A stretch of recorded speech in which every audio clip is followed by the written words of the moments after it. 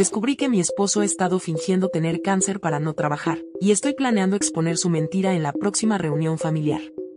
Todavía me cuesta creer que esto está pasando.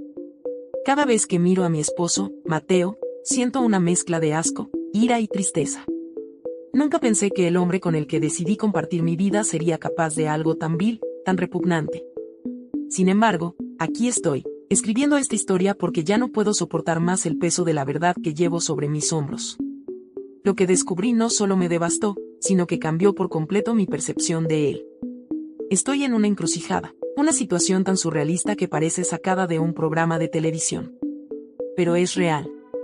Y aunque me cuesta aceptarlo, lo que más me atormenta es la mentira, la magnitud del engaño que ha construido, no solo hacia mí, sino hacia todos los que lo rodean. Todo comenzó hace un año. Mateo y yo llevábamos casados 5 años en ese momento.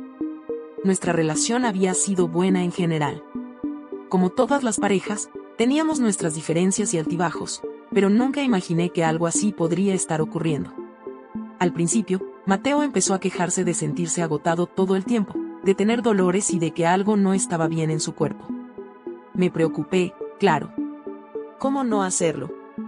Lo llevé a ver varios médicos, lo acompañé a todas las citas, insistí en que se hiciera análisis, y, sorprendentemente, después de algunas pruebas, Mateo me dijo que tenía algo serio. Recuerdo esa noche perfectamente. Estábamos sentados en el sofá de la sala, y él, con los ojos rojos de lágrimas contenidas, me miró con una expresión de dolor que nunca había visto antes.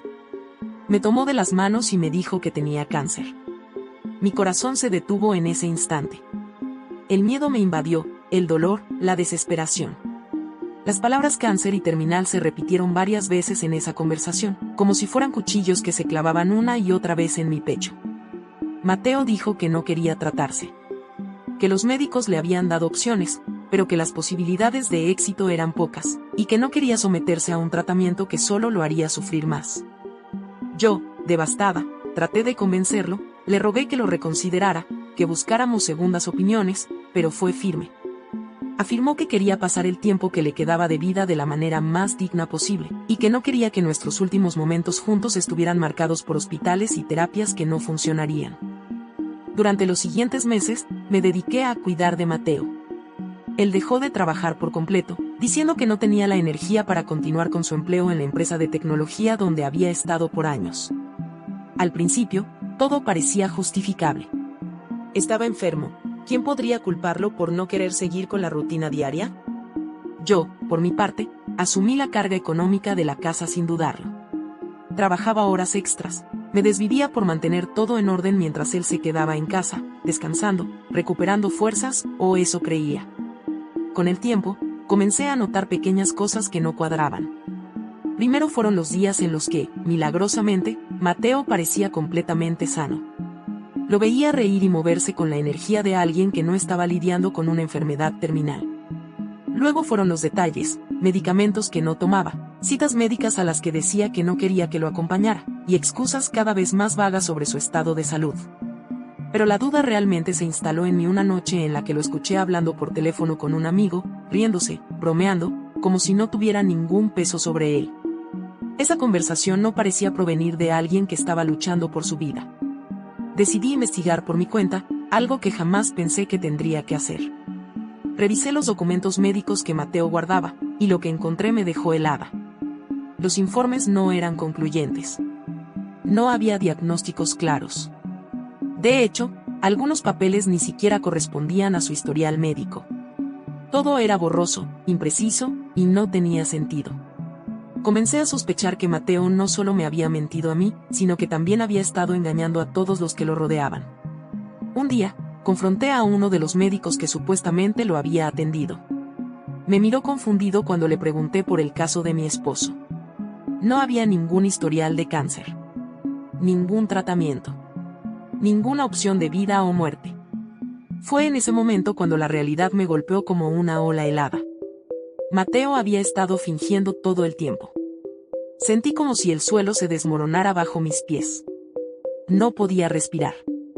Mi esposo había inventado un cáncer terminal para no trabajar, para que yo lo mantuviera, para que su familia y amigos lo compadecieran. La profundidad de su manipulación me dejó paralizada por días. Me sentía atrapada en una pesadilla de la que no podía despertar. Después de procesar el horror inicial, me invadió una rabia que nunca antes había experimentado. Había sacrificado todo por él. Mi tiempo, mi energía, mi salud mental, y todo por una mentira. Mateo había jugado con mis emociones, había explotado mi amor y mi compasión de la manera más baja imaginable. No solo me había mentido a mí, sino que había engañado a toda su familia, a nuestros amigos, haciéndose pasar por la víctima, por el mártir que lidiaba con una enfermedad terminal. Y ahora, lo peor de todo, es que Mateo sigue manteniendo su fachada. Ha perfeccionado su actuación, ha logrado que todos crean que sigue enfermo, que está al borde de la muerte. La gente le trae comida, le ofrece ayuda económica, lo cuidan como si fuera un héroe luchando una batalla imposible. Me siento cómplice de su mentira cada vez que alguien me pregunta cómo está y tengo que seguirle el juego. Pero ya no más. He decidido que no puedo quedarme callada. No puedo seguir permitiendo que Mateo se salga con la suya. He estado planeando esto por semanas, pensando en la mejor manera de exponerlo. La oportunidad perfecta se presentará en la próxima reunión familiar. Todos estarán allí, sus padres, sus hermanos, nuestros amigos más cercanos. Será un evento grande, uno en el que, por supuesto, Mateo se presentará como el pobre hombre que lucha por sobrevivir. Pero esta vez, no se saldrá con la suya. Ya lo tengo todo planeado. Voy a exponer su mentira delante de todos. Voy a mostrar los documentos que encontré, las pruebas de que nunca ha estado enfermo. Haré que enfrente a la verdad, que vea cómo se desmorona el castillo de mentiras que ha construido. No me importa si la familia me odia por un tiempo, ni si él trata de manipular la situación a su favor. Estoy decidida a que todos vean quién es realmente. Y, lo más importante, estoy lista para dejarlo. No puedo seguir con un hombre que es capaz de algo tan despreciable. Tal vez hubo un tiempo en que lo amaba, en que confiaba en él ciegamente. Pero ese tiempo ha quedado atrás. Mateo eligió destruir nuestra relación con sus mentiras, y ahora yo elijo recuperar mi vida. No sé cómo reaccionará la familia. Sé que habrá conmoción, lágrimas, gritos, quizás incluso rechazo hacia mí por haber sido quien lo revele todo. Pero no me importa. Ya no puedo vivir con esta farsa. Mateo va a enfrentar la verdad, y yo voy a recuperar mi dignidad, aunque eso signifique destruir todo lo que hemos construido juntos. Lo que más me duele es que, al final, podría haberlo perdonado por cualquier cosa, pero esto es imperdonable. El día de la reunión familiar llegó más rápido de lo que esperaba. Mi corazón latía con fuerza, y sentía las manos frías a pesar del calor del día.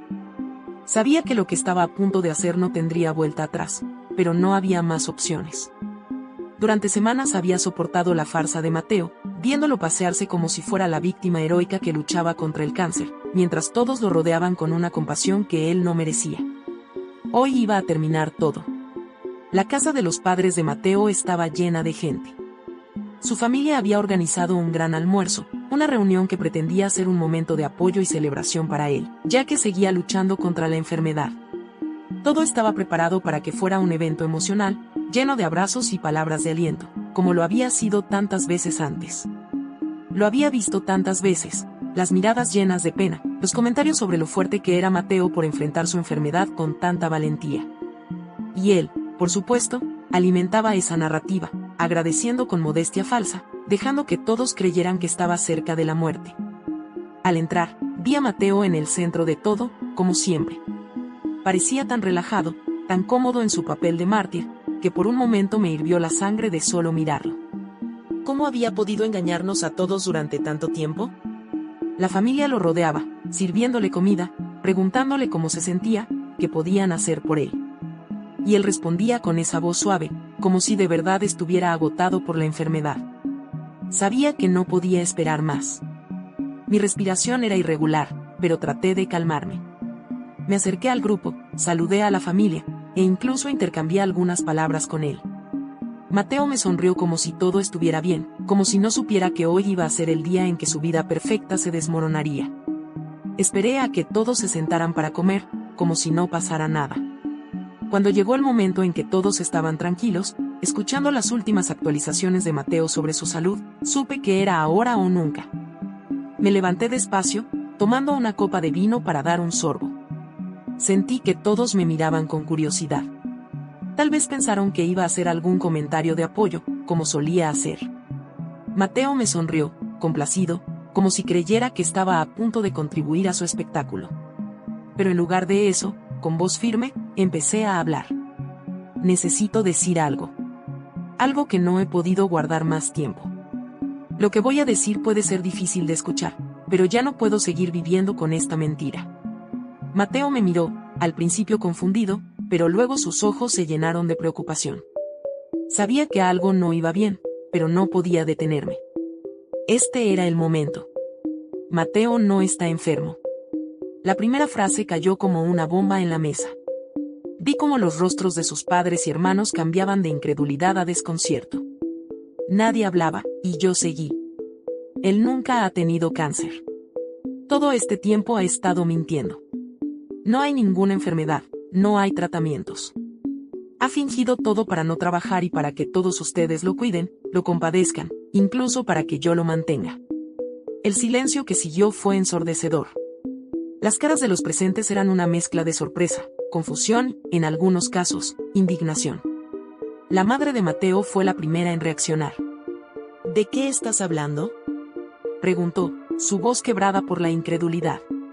Mateo, por supuesto, trató de interrumpirme. Se levantó rápidamente, fingiendo indignación, como si yo estuviera inventando todo. Julia, basta, ¿qué estás diciendo? Esto no tiene sentido, exclamó, pero yo lo ignoré. Sabía que no podía permitir que tomara el control de la narrativa. Saqué los papeles que había llevado conmigo, los informes médicos que demostraban que no había ningún diagnóstico de cáncer. Los puse sobre la mesa para que todos los vieran. Aquí están las pruebas. Lo revisé todo. No hay registros de tratamiento, no hay nada. Mateo ha estado mintiendo durante todo este tiempo. Él nunca ha estado enfermo. La madre de Mateo tomó los papeles con las manos temblorosas y los revisó. Su rostro se fue descomponiendo con cada página que pasaba. No había nada que respaldara las mentiras de su hijo. Mateo, dijo con un hilo de voz, mirando a su hijo como si fuera un extraño. En sus ojos vi una mezcla de dolor y desilusión. Nadie podía creer lo que estaba pasando. Mateo intentó salvarse, como siempre lo hacía. Su voz se tornó desesperada, suplicante. Esto no es lo que parece. Es más complicado. No es tan sencillo como ella lo está diciendo. Trató de acercarse a su madre, pero ella dio un paso atrás, con los ojos llenos de lágrimas. La traición estaba grabada en su rostro. ¿Es verdad, has estado mintiendo todo este tiempo?, preguntó su padre, con una seriedad que cortaba el aire. Mateo, acorralado, no pudo mantener su mentira. Lo vi en su rostro. Sabía que estaba perdido, que ya no había forma de seguir sosteniendo esa farsa. Bajó la cabeza, sin poder sostener la mirada de su familia. No quería que fuera así. Yo solo no podía más. Estaba cansado del trabajo, de todo. Quería un descanso. No sabía cómo detenerlo una vez que empecé. Sus palabras eran patéticas. La familia lo miraba con una mezcla de asco y dolor. El héroe que habían admirado durante meses no era más que un farsante. Su hermana, Camila, fue la primera en levantarse y alejarse de él. No puedo creer que hayas hecho esto, Mateo, ¿cómo pudiste?, dijo con la voz rota. Todos los presentes empezaron a murmurar entre ellos, moviéndose incómodos, mirando a Mateo como si fuera un extraño. El caos se desató en la habitación. Los gritos, las lágrimas, las palabras de incredulidad llenaron el aire. Vi cómo sus padres lo miraban con una mezcla de decepción y repulsión. Su madre lloraba abiertamente, incapaz de comprender cómo su hijo había caído tan bajo. Su padre se limitó a apartarse, incapaz de pronunciar una palabra más. Mateo intentó pedir perdón, balbuceando excusas, pero nadie lo escuchaba. La familia estaba devastada. La traición era demasiado grande, demasiado cruel para ser perdonada. Al final, lo dejaron solo. Todos salieron de la sala uno por uno, algunos sin decir nada, otros con miradas de desprecio. Su hermana se negó a hablar con él, su padre se marchó sin mirarlo a la cara, y su madre, rota, apenas podía sostenerse de pie. Yo fui la última en salir. Lo miré una vez más, y vi en sus ojos la comprensión de que lo había perdido todo. Todo había terminado. Sin decir una palabra, lo dejé ahí, solo con las ruinas de su mentira.